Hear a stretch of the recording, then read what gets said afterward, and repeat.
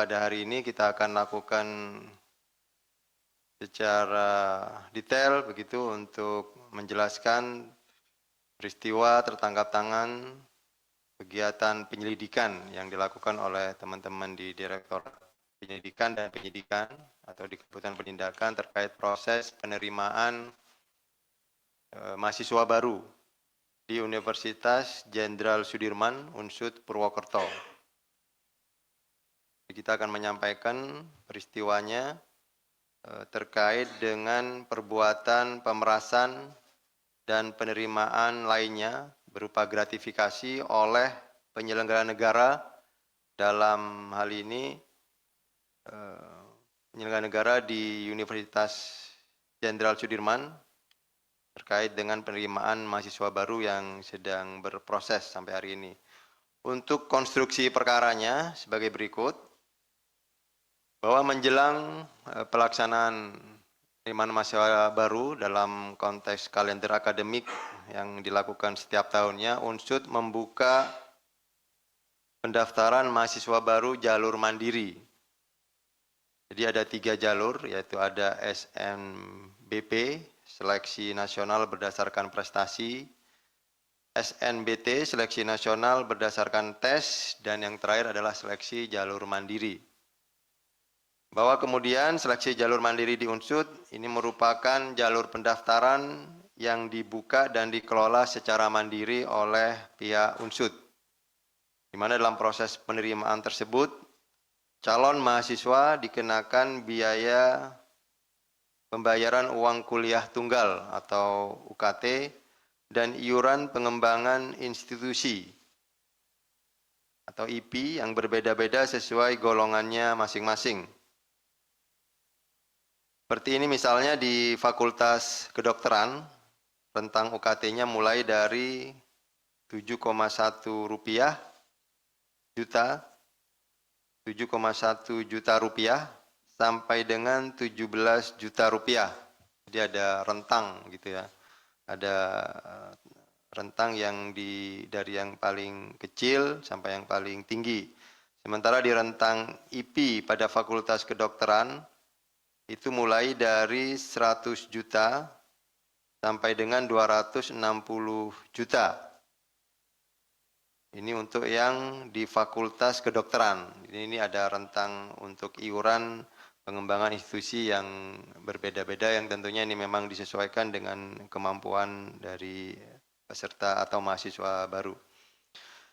Namun demikian dalam proses penerimaan mahasiswa baru melalui jalur mandiri ini, KPK kemudian menemukan adanya dugaan tindak pidana korupsi berupa pemerasan dan perbuatan penerimaan lainnya berupa gratifikasi yang dilakukan oleh penyelenggara negara di lingkungan Universitas Jenderal Sudirman.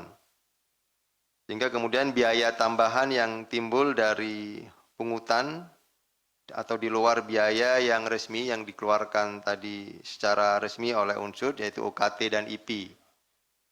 Dan ini dirasakan sangat memberatkan bagi calon mahasiswa baru, tentunya orang tua dari mahasiswa yang bersangkutan.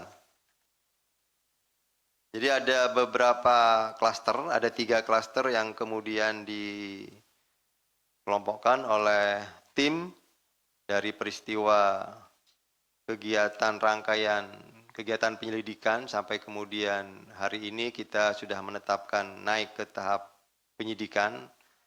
Untuk klaster pertama, pada Agustus 2026, Saudara NAP selaku Wakil Rektor 3 Unsud atas sepengetahuan Saudara ASO selaku Rektor Unsud melalui 2 perantara, yaitu Saudara DMW dan Saudara AW. Keduanya selaku pihak swasta, ini diduga meminta sejumlah uang kepada orang tua calon mahasiswa baru di Fakultas Kedokteran senilai 650 juta untuk 1 mahasiswa. Bahwa kemudian permintaan tersebut dipenuhi oleh orang tua calon mahasiswa baru. Namun demikian, setelah uang tersebut diberikan kepada dua orang perantara tadi, DMW dan AW, anak-anak yang bersangkutan tadi yang calon mahasiswa justru dinyatakan tidak lulus seleksi mahasiswa baru di Universitas Jenderal Sudirman. Atas dinamika yang terjadi tersebut, kemudian selanjutnya pihak orang tua dari mahasiswa tadi meminta pengembalian penuh atas uang yang sudah diserahkan melalui DMW dan AW. Tetapi kemudian saudara DMW dan AW diketahui sudah menggunakan uang yang diberikan kepadanya untuk keperluan pribadinya. Jadi artinya uang yang tadi sudah diberikan oleh orang tua ini sudah dipakai oleh saudara DMW dan AW sendiri. Diketahui bahwa saudara DMW dan AW melaporkan hal tersebut kepada saudara NAP, Warek 3, yang selanjutnya NAP atas sepengetahuan ASO selaku rektor meminjam uang kepada salah satu pihak swasta untuk menanggulangi atau pengembalian sebagai pengembalian uang kepada pihak orang tua dimaksud yang pertama tadi, yang anaknya dinyatakan tidak lulus. Untuk mengembalikan uang atas peminjaman kepada pihak swasta tadi, saudara NAP melalui DMW, saudara AW, dan saudara MYN, ini selaku pihak swasta yang sekaligus merupakan keponakan dari saudara ASO, menjanjikan dengan membayar melalui pencairan 3 paket proyek di lingkungan Universitas Jenderal Sudirman, yaitu proyek pengadaan kanopi, renovasi kantin, dan proyek pengecatan gedung di lingkungan UNSUD. Bahwa paket pekerjaan itu telah selesai dikerjakan oleh CV milik MYN yang tadi merupakan keponakan dari saudara ASO selaku rektor, yang selanjutnya pencairan dari pekerjaan proyeknya itu dicairkan dan pembayarannya kemudian diberikan atau dialihkan kepada pihak swasta yang dimaksud untuk kemudian menutupi pengembalian uang yang diminta oleh mahasiswa baru yang dinyatakan tidak lulus. Ini untuk klaster yang pertama. Kemudian klaster yang kedua, bahwa pada seleksi penerimaan mahasiswa baru tahun 2025 dan 2026 jalur mandiri, saudara ASO memberikan perintah kepada MYN selaku keponakan dan sekaligus pihak swasta yang memang digunakan oleh saudara rektor atau ASO untuk mengerjakan proyek-proyek di lingkungan UNSUD dengan memberikan perintah dalam rangka penerimaan mahasiswa baru dengan kode jangan diminta di awal. Jika dikasih, bilang terima kasih. Jadi ini kode atau arahan-arahan atau perintah-perintah yang sering digunakan oleh saudara ASO selaku rektor kepada saudara MYN ketika ada pihak-pihak orang tua atau mahasiswa baru yang akan melakukan pengurusan di jalur mandiri. Atas hal tersebut, MYN atas pengetahuan ASO diduga melakukan penerimaan untuk kepentingan saudara ASO. Ini yang kemudian dikonstruksikan sebagai diduga penerimaan gratifikasi yang apabila diperhitungkan yang sudah ditemukan faktanya oleh penyelidik saat ini yaitu sekitar total 680 juta rupiah. Kemudian saudara ASO juga diduga memerintahkan saudara MYN untuk melakukan pembayaran atas pembelian 3 bidang tanah yang diatasnamakan saudara MYN. Jadi penggunaan uang-uang yang didapatkan oleh saudara MYN itu digunakan atas perintah saudara ASO untuk membelikan aset berupa tanah yang diatasnamakan saudara MYN. Sehingga dalam hal ini saudara MYN bertindak sebagai penerima sekaligus pengelola uang yang kegunaannya diperuntukkan saudara ASO.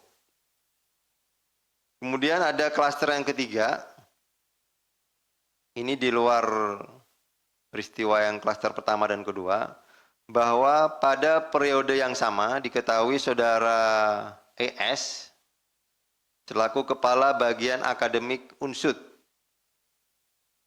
Ini juga menjadi salah satu panitia penerimaan mahasiswa baru. Saudara S berkomunikasi dengan salah satu pihak pengepul para calon mahasiswa baru di Unsud. Jadi ada pihak-pihak tertentu yang memang sering berkomunikasi dengan saudara ES selaku Kepala Bagian Akademik dan juga anggota panitia penerimaan mahasiswa baru di Unsud. Dalam komunikasi tersebut, saudara ES atas sepengetahuan saudara ASO melakukan tawar-menawar mahar. Ada negosiasi atau ada semacam transaksi dengan pihak pengepul dalam proses penerimaan mahasiswa baru jalur mandiri. Kemudian setelah ada kesepakatan mengenai mahar yang sudah disepakati antara ES dan pihak-pihak yang mengurus jalur penerimaan mahasiswa baru jalur mandiri, saudara ES kemudian menerima uang dari salah satu pihak pengepul para calon mahasiswa baru yang saat ini ditemukan total mencapai sekitar 1,12 miliar rupiah. Ini berlangsung dari tahun 2025 sampai dengan 2026. Tapi kemudian ini akan terus didalami apakah ini juga mundur ke belakang di tahun-tahun sebelumnya juga ada perbuatan-perbuatan yang sama. Bahwa atas penerimaan tersebut, saudara ES kemudian melaporkan kepada saudara ASO selaku rektor. Dan bahwa kemudian saudara ASO memberikan akses user ID-nya, ini modus terkait dengan bagaimana kemudian untuk mempengaruhi di sistem penerimaan secara elektroniknya. Jadi saudara ASO memberikan akses user ID kepada saudara ES untuk proses otorisasi atau mengklik atau memberikan approval dalam sistem penerimaan mahasiswa baru di Unsud yang diberikan kepada calon mahasiswa baru yang akan diterima menjadi mahasiswa baru di Unsud dan telah memberikan sejumlah uang sebagai mahar tadi.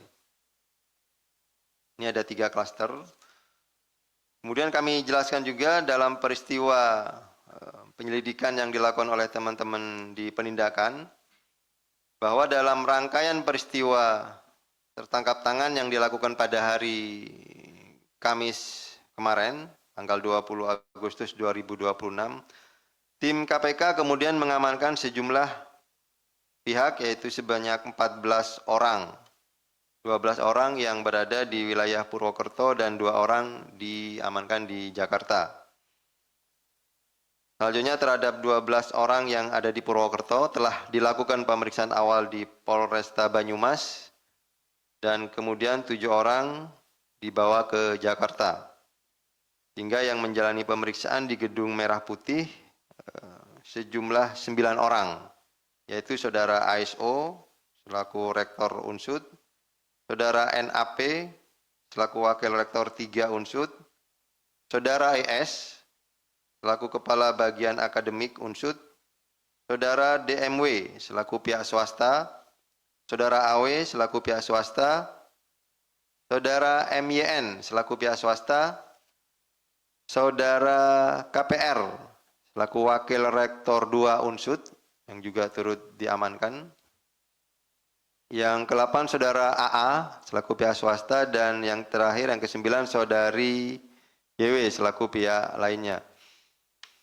Dalam peristiwa tertangkap tangan ini, tim KPK turut mengamankan sejumlah barang bukti yang ada di bawah untuk kemudian dilakukan penyitaan, yaitu uang tunai senilai kurang lebih 665 juta dan juga ada barang bukti yang juga diamankan berupa saldo dalam rekening senilai kurang lebih 99 juta. Yang ini merupakan bagian dari pengumpulan uang setoran atau pungutan dari calon mahasiswa baru yang tadi dinegosiasikan untuk sistem penerimaan mahasiswa baru. Kemudian dari konstruksi tersebut, KPK telah menemukan adanya peristiwa pidana dan saat ini sudah menaikkan perkara ke tahap penyidikan. Dan selanjutnya berdasarkan kecukupan alat bukti sesuai dengan ketentuan dalam pasal 90 KUH baru tentang penetapan tersangka, KPK menetapkan 6 orang tersangka, yaitu Saudara ASO selaku Rektor Unsud, yang kedua Saudara NAP selaku Wakil Rektor 3, Saudara IS selaku Kepala Bagian Akademik Unsud, Saudara DMW selaku pihak swasta, Saudara AW selaku pihak swasta, dan yang keenam Saudara MYN selaku pihak swasta. Atas perbuatannya, para tersangka disangkakan telah melanggar pasal 12 huruf E dan atau pasal 12 huruf B besar Undang-Undang Nomor 31 Tahun 99 tentang Pemberantasan Tindak Pidana Korupsi sebagaimana diubah dengan Undang-Undang Nomor 20 Tahun 2001 tentang perubahan atas Undang-Undang 3199 tentang Pemberantasan Tindak Pidana Korupsi. Junto pasal 20 huruf C Undang-Undang Nomor 1 Tahun 2023 tentang Kitab Undang-Undang Hukum Pidana. KPK selanjutnya tentunya karena sudah ditetapkan sebagai tersangka dalam proses penyidikan akan dilakukan upaya paksa saat ini yang sedang dilakukan oleh teman-teman penyidik. Melakukan upaya penahanan terhadap para tersangka untuk 20 hari pertama. Sejak hari ini tanggal 21 Agustus 2026 sampai dengan tanggal 9 September 2026. Penahanan dilakukan di rutan Cabang Gedung Merah Putih KPK. Dalam kesempatan ini juga KPK menyampaikan apresiasi dan terima kasih kepada seluruh pihak yang membantu atau ikut berkontribusi terlaksananya kegiatan penyelidikan yang kemudian ada peristiwa tertangkap tangan, khususnya kepada Polresta Banyumas, rekan-rekan jurnalis dan masyarakat yang terus mendukung upaya pemberantasan korupsi. Demikian yang bisa saya sampaikan. Ada tambahan mungkin dari Mas Jubir, silakan. Baik, terima kasih Pak Dirdik yang telah menyampaikan secara lengkap bagaimana konstruksi perkara dan juga pihak-pihak yang kemudian ditetapkan sebagai tersangka dalam perkara ini. Di mana dalam perkara ini KPK melihat adanya relasi kuasa yang kemudian diduga disalahgunakan oleh sejumlah pihak. Kewenangan yang seharusnya digunakan untuk menjalankan proses penerimaan mahasiswa baru yang objektif dan sesuai ketentuan justru kemudian dimanfaatkan untuk menentukan tarif atau imbalan tertentu. Hal ini tentunya membawa efek domino, bukan hanya mencederai prinsip keadilan, tetapi juga merusak kepercayaan terhadap institusi pendidikan.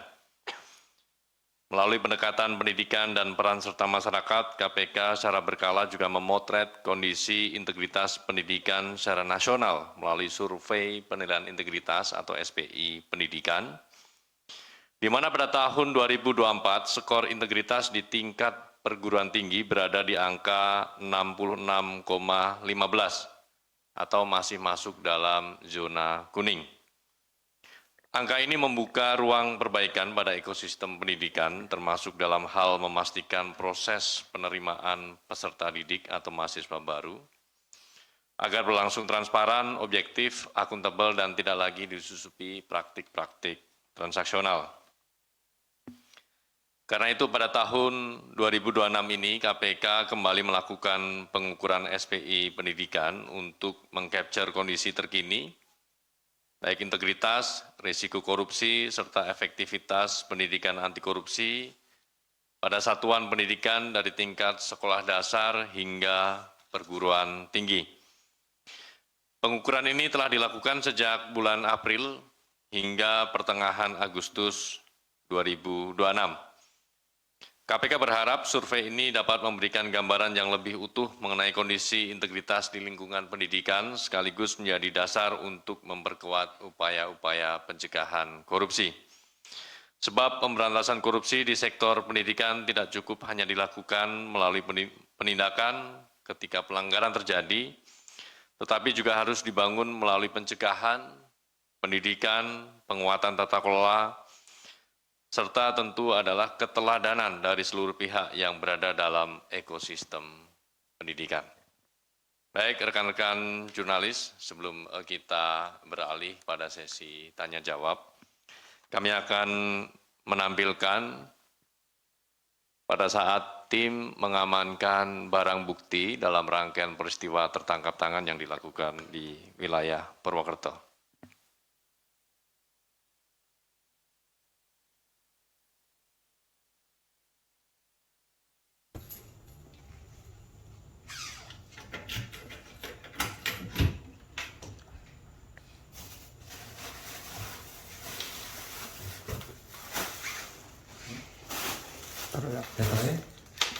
Semuanya Pak, semuanya, keluarkan.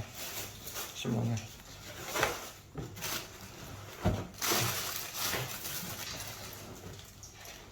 Cuma ini? Enggak, Yang Bapak keluarin semua. Ini ada tulisannya. Oke. Terus buka dulu ini. Diangkat. Oke. Berikutnya. Buka, diangkat, diperlihatkan. Oke. Jadi itu barang bukti yang diamankan dari saudara ES selaku Kepala Bagian Akademik pada saat rangkaian peristiwa tertangkap tangan, yaitu di ruangannya uang senilai 665 juta rupiah. Ini juga bagian uang-uang yang diamankan tersebut. Baik, kita akan menampilkan langsung barang bukti yang diamankan dalam rangkaian peristiwa tertangkap tangan ini. Silakan.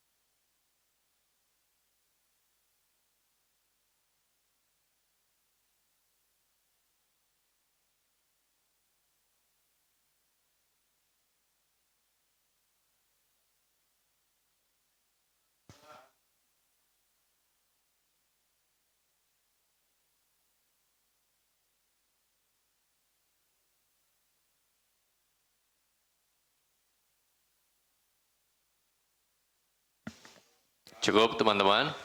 Baik, terima kasih.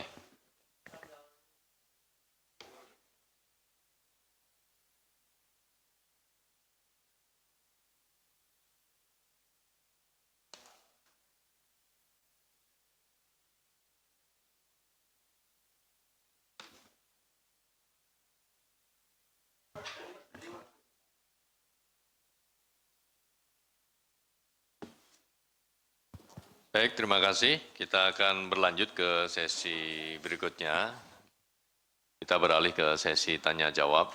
Yang pertama terkait dengan perkara ini. 1, Mas Mario sudah angkat tangan. 2, nanti sebut nama dan media Mas ya. Dan ketiga juga. Kita tiga dulu Mas Yudi ya di posisi tengah. Nanti sesi berikutnya. Silakan Mas Mario. Iya, terima kasih atas kesempatan waktunya. Saya Mario dari Metro TV. Terima kasih Pak Dirdik dan Pak Jubir. Ya, ini saya ingin mengkonfirmasi saja terkait pertama, apakah memang saat rektor itu ditangkap, memang sudah dalam posisi dia juga tengah melakukan penerimaan atau transaksi, kan diketahui juga kan pada saat itu rektor ini ditangkap di Jakarta yang informasinya tengah mengikuti acara yang disampaikan Pak Jubir tadi soal pertemuan rektor-rektor itu. Itu yang pertama. Nah, terus kedua, bila tadi di konstruksi perkara ada jeda tahun yang berbeda dari penerimaan yang kita ketahui kan bahwa Ahmad Sodik ini selaku rektor ini merupakan petahana atau 2 periode. Artinya apakah KPK sudah mengetahui bahwa praktik-praktik pemerasan ataupun penerimaan suap dan gratifikasi itu sudah terjadi sejak periode dia pertama selaku rektor di Unsud. Nah, yang terakhir ini saya yang menjadi kembali lagi menanyakan entah kebetulan entah misteri. Mengapa saya katakan begitu?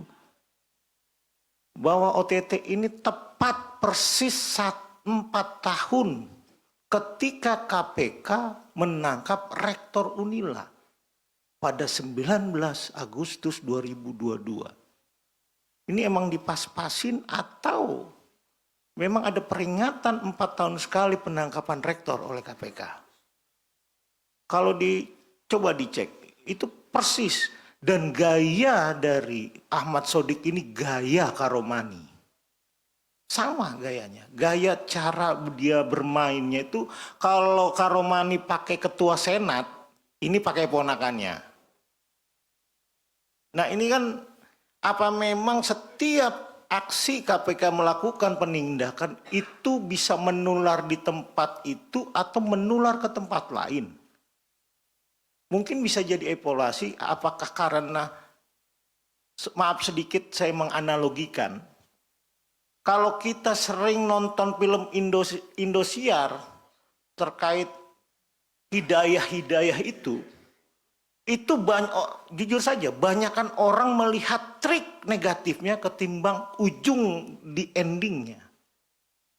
Penyesalan dan akhir. Ya sama ini, kayak penegakan korupsi yang dilakukan KPK di suatu tempat dan kemudian dipaparkan konstruksinya itu pasti dipraktekkan di tempat lain.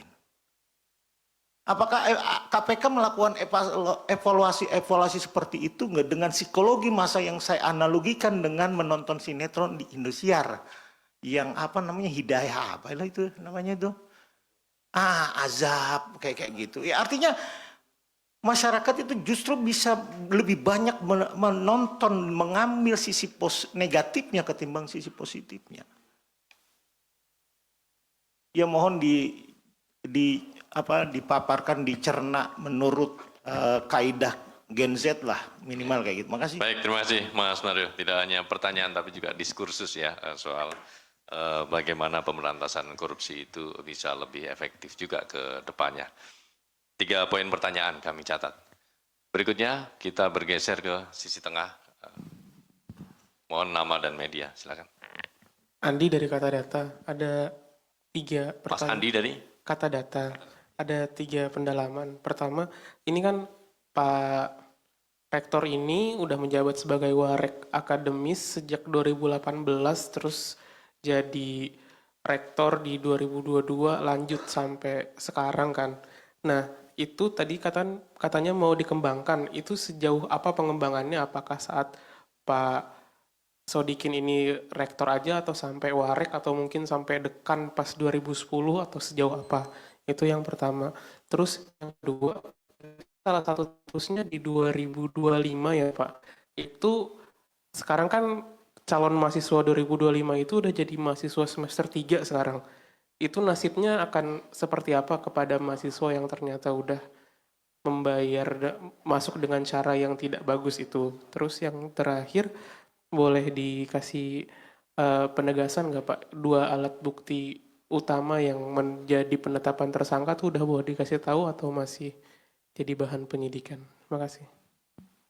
Baik, Mas Andi, 3 poin ya terkait dengan pengembangan, kemudian berkaitan dengan mahasiswa yang diduga dulu memberikan sejumlah uang dan bagaimana nasibnya, dan yang ketiga terkait dengan alat bukti. Saya bergeser ke sisi kiri. 3 dulu, Mas Wahyu. Nama dan media, silakan Mas. Ya, baik. Sebenarnya saya Pradia dari Kumparan. Izin menanyakan Bapak untuk apakah benar untuk uang suap ini itu untuk jalur mandiri masuk Fakultas Kedokteran Universitas Jenderal Sudirman. Lalu di sini kan di rektor itu memasang tarif. Itu berapa tarifnya? Kemudian orang-orang yang berapa ikut menyuap masuk ke unsur itu masuk ke fakultas apa saja, dan terakhir modusnya seperti apa? Mas Pradia ya, 3 poin ya. 4. Tadi beberapa sudah dijelaskan juga ya di awal, nanti Pak Didik nanti akan jelaskan kembali secara garis besar. 3 dulu ya kawan-kawan, mohon Pak Didik dari Mas Mario, Mas Andi dan juga Mas Pradia. Baik, terima kasih Mas Budi. Yang pertama Bang Mario, untuk saat penangkapan rektor ya di Jakarta, jadi untuk kegiatan penindakan itu sendiri ada di 2 lokasi yang berbeda, memang ada di Purwokerto dan di Jakarta, karena tentu tim membagi secara ini strategi di lapangan ketika memang ada pihak-pihak yang posisinya tidak satu tempat begitu. Nah, kebetulan memang untuk saudara ASO selaku rektor ini memang sedang ada acara di Jakarta. Tapi apakah ada transaksi? Saat itu tidak ada tim menemukan fakta yang bersangkutan langsung bertransaksi begitu. Tetapi memang kemudian karena ini rangkaian peristiwa penyelidikan itu ditemukan sejumlah barang bukti yang kemudian itu memenuhi unsur peristiwa tertangkap tangan, artinya barang ada padanya, ditemukan unsur barang buktinya. Kemudian ketika dikonfirmasi bahwa pihak-pihak yang diamankan pada saat itu membetulkan atau memberikan konfirmasi keterangannya kepada rekan-rekan tim penyelidik yang di lapangan bahwa ini adalah salah satu bukti atau barang bukti yang terkait dari pengumpulan uang-uang pungutan dalam sistem penerimaan mahasiswa baru di UNSUD begitu. Jadi memang membetulkan. Kemudian untuk jeda tahun gitu tadi ya, ada ini maksudnya waktu yang sebelum yang ke Unila nih tadi. Maksudnya yang kedua itu pertanyaan dari Bang Mario, ini ada 2 peristiwa begitu ya?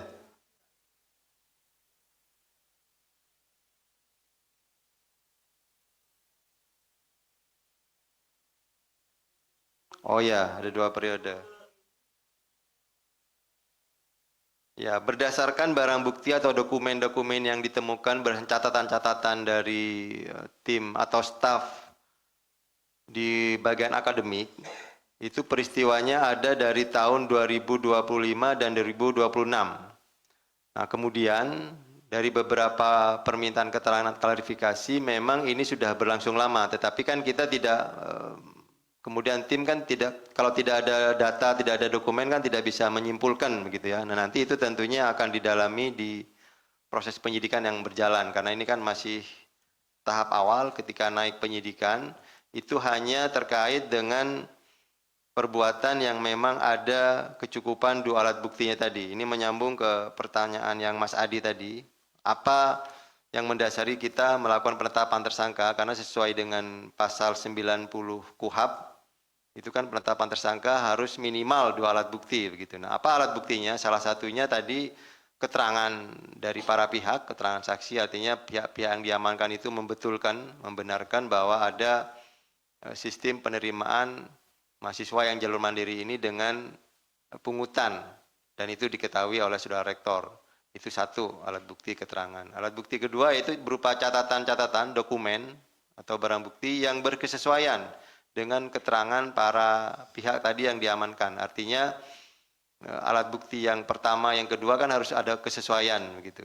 Nah, yang berikutnya juga alat bukti elektronik BBE yang itu juga merupakan pengembangan alat bukti, bahkan di KUHP baru itu menjadi alat bukti tersendiri selain ada yang 4 atau ada 5 yang di KUHP baru, di KUHP yang baru itu kan kemudian dikembangkan alat bukti elektronik merupakan alat bukti tersendiri gitu.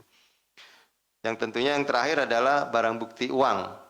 Barang bukti itu juga barang bukti petunjuk, sehingga itu dalam rangkaian peristiwa dan alat-alat bukti tadi terjadi persesuaian peristiwa pemerasan dalam klaster yang pertama tadi, kemudian ada klaster kedua dan ketiga itu adalah peristiwa penerimaan berupa gratifikasi.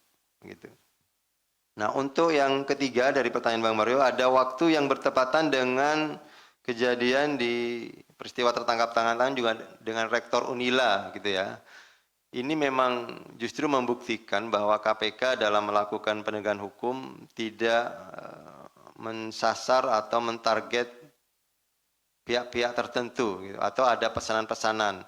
Karena ini memang murni adalah mungkin kalau peristiwanya ini kan sama, yaitu dalam modus penerimaan mahasiswa baru. Di bulan-bulan Juli, Agustus, September itu kan memang musim tahun ajaran baru gitu ya. Dan itu kelulusan dari anak-anak SMA yang kemudian melanjutkan ke jenjang universitas. Jadi tidak ada justru analisa bahwa apakah karena setahun setelah peristiwa Unila pun juga kita tidak melakukan penindakan terhadap peristiwa yang sama gitu. Ini selang sekitar kalau tahun Unila kan 2022 ya, jadi sekitar 4 tahun kemudian gitu. Apakah tadi ada analisa-analisa sehingga kemudian tahun pertama atau tahun kedua setelah kejadian Unila itu tiarap gitu, tidak ada lagi peristiwa seperti itu. Tapi kemudian karena sudah lupa, mungkin sudah lama KPK tidak ada lagi seperti itu, nah ini muncul lagi. Jadi memang murni ini adalah dari laporan masyarakat yang kemudian ditindaklanjuti dengan kegiatan penyelidikan KPK, yang kemudian penyelidikan itu serangkaian tindakan kemudian yang ada peristiwa tertangkap tangan gitu. Jadi ini memang tidak ada target atau men-setting atau men-TO gitu kepada pihak-pihak lembaga maupun pihak-pihak individu gitu. Kemudian yang kedua tadi ke Mas Adi untuk Rektor ASO, sebelumnya juga Wakil Rektor ya, jadi betul. Tapi memang untuk pengembangan nanti di penyidikan yang saat ini sedang atau akan berjalan, kita akan kembangkan batasi di jabatan rektornya. Karena tentunya di tahun 2025 itu adalah masuk periode kedua yang bersangkutan. Karena periode pertama itu 2002 sampai dengan 2024. Kemudian 2024 sampai 2026. Nah, tentunya ada peristiwa nyambung antara 2004 dan 2005 itu yang nanti diputuskan untuk dikembangkan pada saat yang bersangkutan menjabat rektor gitu. Tetapi tidak menutup kemungkinan apabila memang ada fakta-fakta terkait bahwa pada saat yang bersangkutan menjabat wakil rektor, begitu juga ada perimaan-perimaan, nah ini juga akan nanti dikembangkan. Salah satu pengembangan yang juga sempat dibahas tadi di pembahasan expose atau gelar perkara, begitu ada penerimaan atau pembelian aset. Nah itu juga jadi fokus tim untuk pengembangan ke arah TPPU. Apakah ada modus-modus atau perbuatan indikasi pencucian uang terkait tadi perolehan aset. Kemudian untuk yang kedua terkait pertanyaan dengan nasib mahasiswa, memang ada yang tahun 2025, termasuk pun yang 2026 dapat kami tegaskan begitu bahwa KPK dalam rangka penegakan hukum yang saat ini berjalan itu tidak masuk ke ranah dari sisi status kemahasiswaannya. Jadi mahasiswa yang bersangkutan tetap bisa menjalankan proses belajar mengajar seperti biasa, karena ini memang bukan ranah untuk kita di penegakan hukumnya. Tetapi apakah itu akan ada evaluasi atau koreksi dari pihak rektor atau Kementerian Pendidikan, itu hal yang berbeda gitu. Jadi kita tidak masuk ke sisi itunya, Mas Adi. Jadi murni kita dari sisi penegakan hukum peristiwa pidananya, karena ada kuasa atau ada otoritas dari pihak universitas, yaitu tentunya rektor dan pihak-pihak yang membantu, kemudian itu dinegosiasikan, ditransaksikan dengan sejumlah uang, gitu. Sehingga itu masuk konstruksi ke pemerasan atau gratifikasi yang tadi pasal kita sudah sangkakan. Yang ketiga tadi sudah terjawab mengenai 2 alat bukti ya. Kemudian ke Mas Radia, apakah besaran untuk tarif yang fakultas kedokteran tadi yang klaster pertama itu sudah saya sebutkan ada 650 juta rupiah yang diminta, tapi kemudian itu kan dinyatakan tidak lulus di prosesnya begitu. Itu kemudian ada dinamika orang tuanya minta pengembalian. Itu kan tadi konstruksi yang pertama yang masuk kategori pemerasan. Kemudian ada fakultas-fakultas lain yang juga masuk dalam skema di jalur mandiri yang kemudian ditransaksikan, itu antara lain Fakultas Perikanan ya. Ada salah satu perikanan, ada beberapa fakultas hukum juga ada. Itu yang sementara tercatat data di dokumen yang ada, tapi pastinya ini kita akan kembangkan untuk sisi-sisi detailnya seperti apa, itu sudah masuk nanti materi di penyidikan yang berjalan ya. Tetapi yang bisa kami update bahwa dari sekitar kuota 245 mahasiswa untuk jalur mandiri, itu sudah disetting oleh tersangka ini sebanyak 73 mahasiswa yang nanti akan dikelola untuk bisa di kuota untuk yang dimintakan sejumlah uang gitu. Jadi ada hitung-hitungannya yang kami sebutkan, yang kami temukan di dokumen-dokumen. Nanti itu tentunya akan didalami lebih lanjut seperti apa hitung-hitungannya tadi. Itu Mas Budi. Baik, terima kasih Pak Dirdik yang telah memberikan jawaban kepada 3 penanya. Sudah sangat lengkap ya. Sepertinya mewakili dari pertanyaan semuanya. Oh, masih ada Mas Rio ya. Mas Rio, Mas Wahyu, Mas Yudi ya. Silakan. Mungkin dari Mas Wahyu dulu yang dekat dengan mic. Assalamualaikum warahmatullahi wabarakatuh. Cuma satu pertanyaan aja. Ini juga sebenarnya agak ngeri-ngeri juga kalau dokter hasilnya yang menghasilkan dokter yang akhirnya nanti yang melakukan malpraktek atau nirempati ya, kayak beberapa waktu lalu pasien-pasien BPJS ini dibully sama dokter. Dan pertanyaannya apakah ini kasusnya bisa berlaku tidak surut gitu ya, atau kasus-kasus lama seperti yang diketahui pada tahun 2024 ini kan mahasiswa ini di Unsud melakukan aksi unjuk rasa besar-besaran terkait kenaikan UKT sebanyak 5 kali lipat dari UKT yang sebelumnya.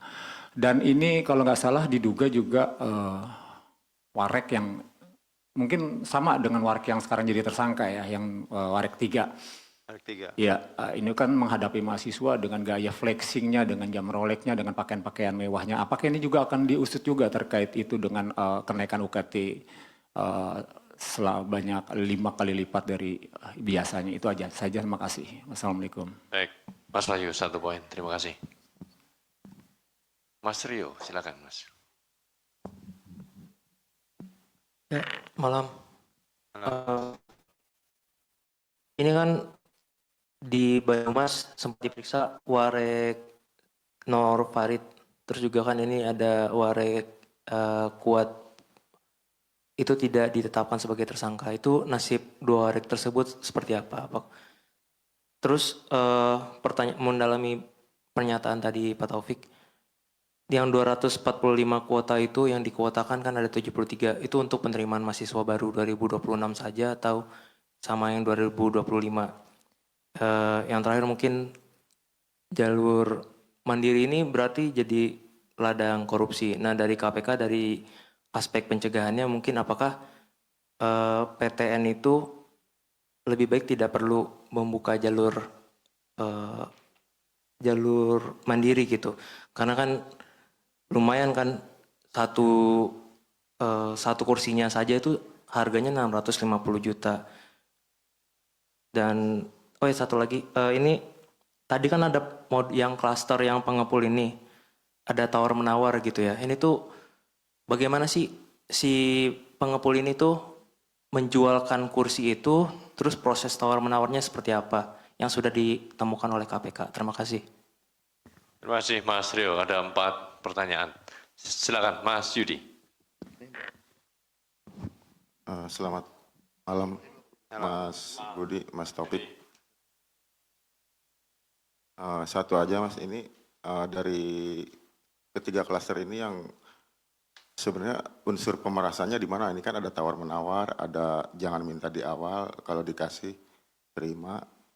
Terus yang pertama kan uangnya dibalikin, berarti udah ada kesepakatan di antara mereka.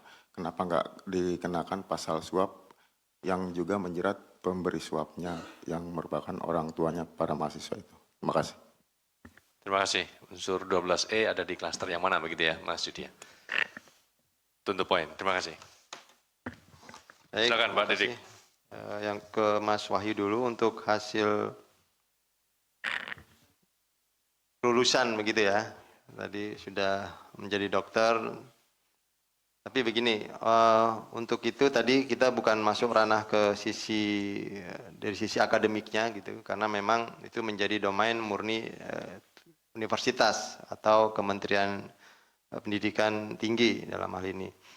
Jadi kami tidak fokus ke sisi akademik karena memang itu bukan bidang kami, tetapi yang menjadi perhatian ketika ada informasi tadi ada demo, ada kenaikan UKT, tentu itu menjadi bahan informasi yang akan dikembangkan di penyidikan.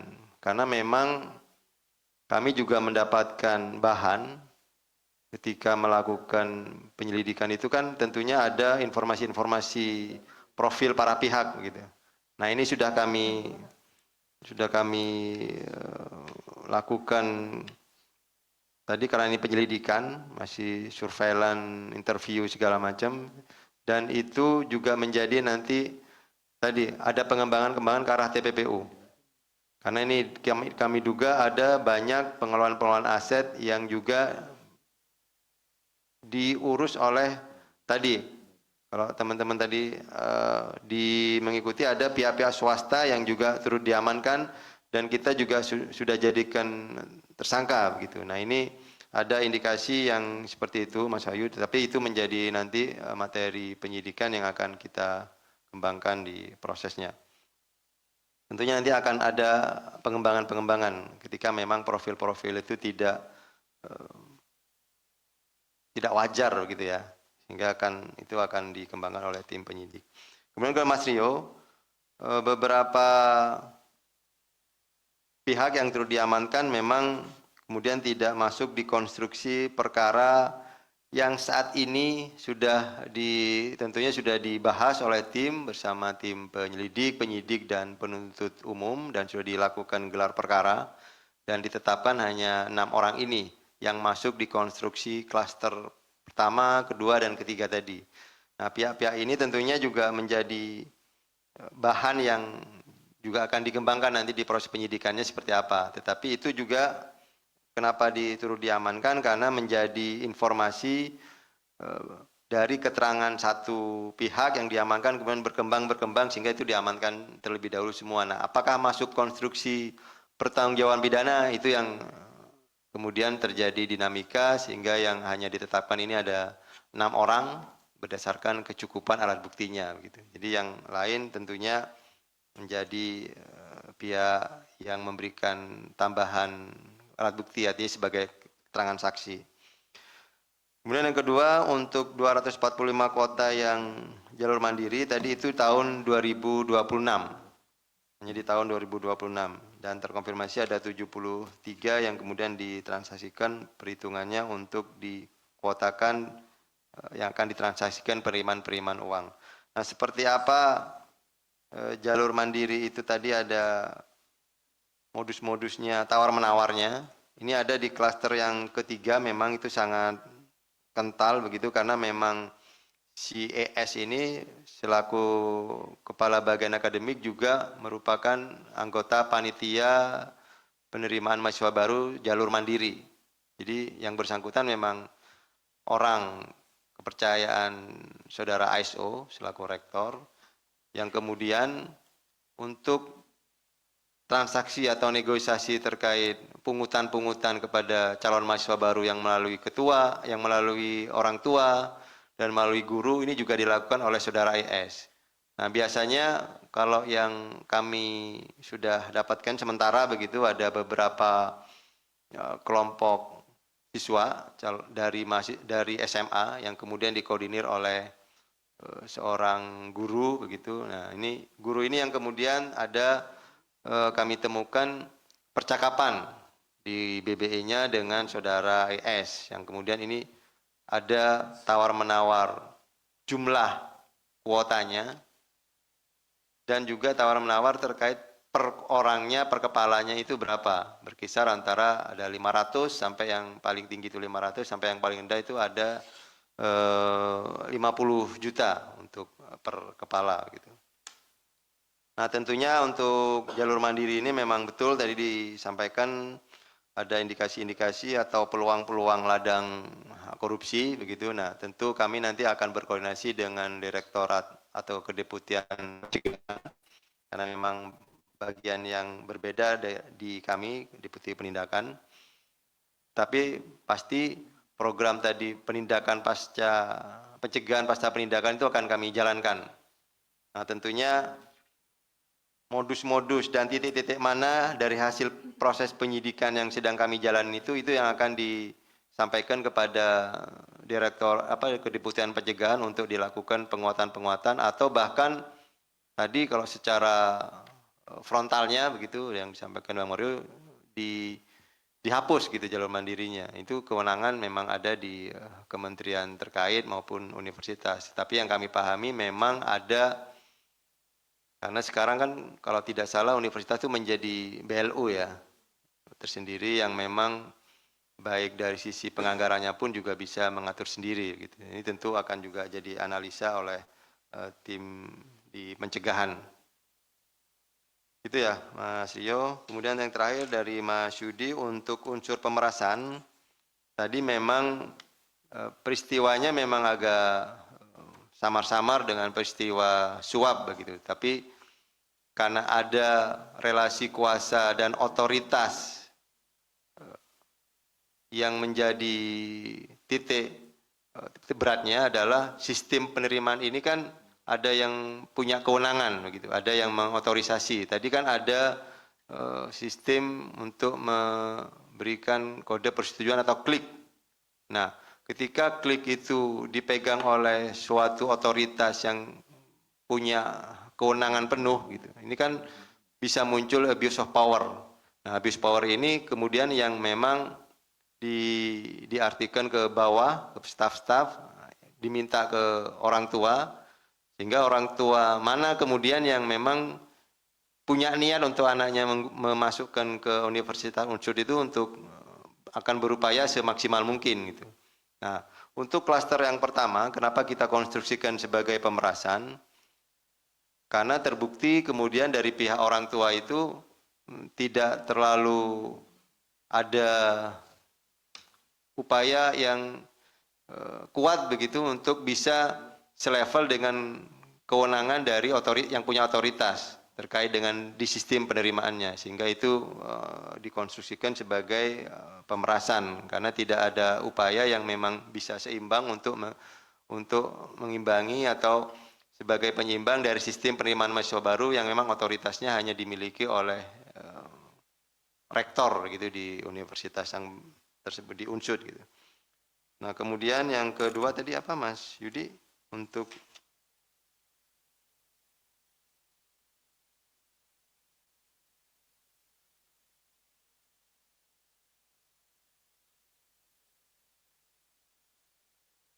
ya, kalau yang dikasih aja itu MYN di klaster yang kedua. Di klaster yang kedua itu kita konstruksikan pasalnya pasal gratif.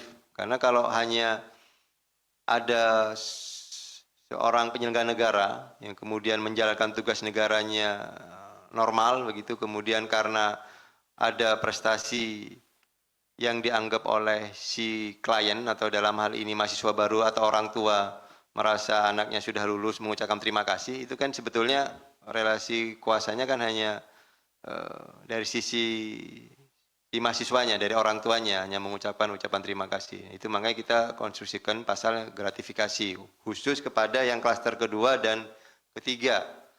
Karena memang tidak ada unsur atau pemufakatan jahat terkait kesepakatan apakah ini bisa dilakukan upaya-upaya untuk memasukkan anaknya ke unsur. Jadi memang hanya ada pungutan, kemudian ketika itu dinyatakan lulus, kemudian pihak orang tua ini memberikan ucapan terima kasih ya, dalam bentuk uang tadi. Tetapi kami pastikan rekan-rekan bahwa sangat ada kemungkinan peluang-peluang dari proses penyidikan yang berjalan nanti ke depan untuk ada penambahan-penambahan pasal yang berlapis tadi seperti pasal TPPU, kemudian itu kan masih sangat terbuka. Gitu Mas Yudi, terima kasih. Baik, terima kasih Pak Dirdik. Sudah cukup? Ada lagi? Oke, baik. Terima kasih rekan-rekan jurnalis. Terima kasih Pak Dirdik.